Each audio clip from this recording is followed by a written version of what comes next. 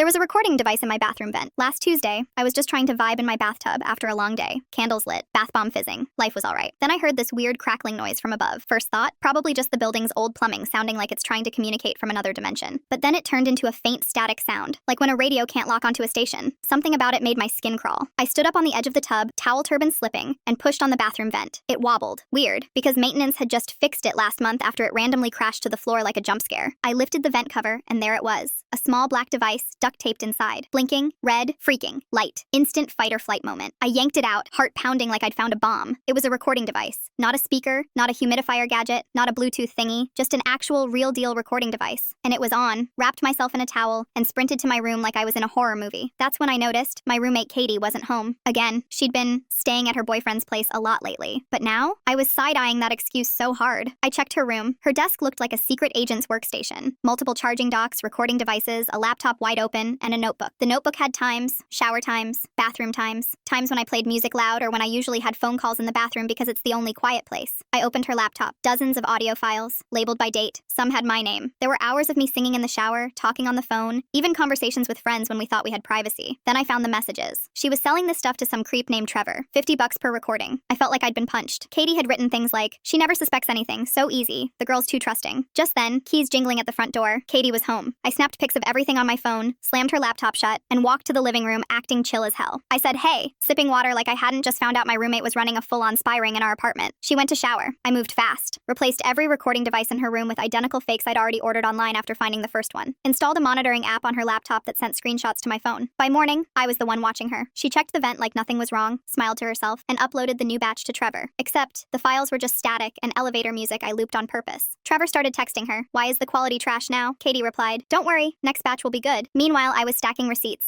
Screenshots of every message, photos of the equipment, file logs, even a timeline with her sketchy comings and goings. After a week, I had everything. Then I went full FBI, created a fake account, messaged Trevor, pretending to be some rando who saw the recordings online. Told him I was reporting him for harassment and invasion of privacy. Trevor? Instant panic mode. He threw Katie under the bus immediately. "She recorded everything. I was just buying it. I didn't even ask for it." Classic creep defense. Screenshot. Save. Time for the final boss round. Katie. I waited until we were both home and sat her down like it was an intervention. Showed her all the evidence. Her face turned sheet white. She started sobbing, begging me not to call the cops. Said she needed the money for student loans. "Girl, this is not FAFSA." I told her I already contacted Trevor's girlfriend. Found her on Instagram, explained everything. Turns out he was using their shared credit card to pay Katie. She went full scorched earth, dumped him, exposed him to his boss, and nuked his life in one swipe. Katie moved out the next day, but not before writing and signing a full confession. I had her transfer every dollar Trevor paid her, over $600, to a women's safety organization. She tried to act remorseful, but I could tell she was mostly scared she'd get arrested. And honestly, she should be.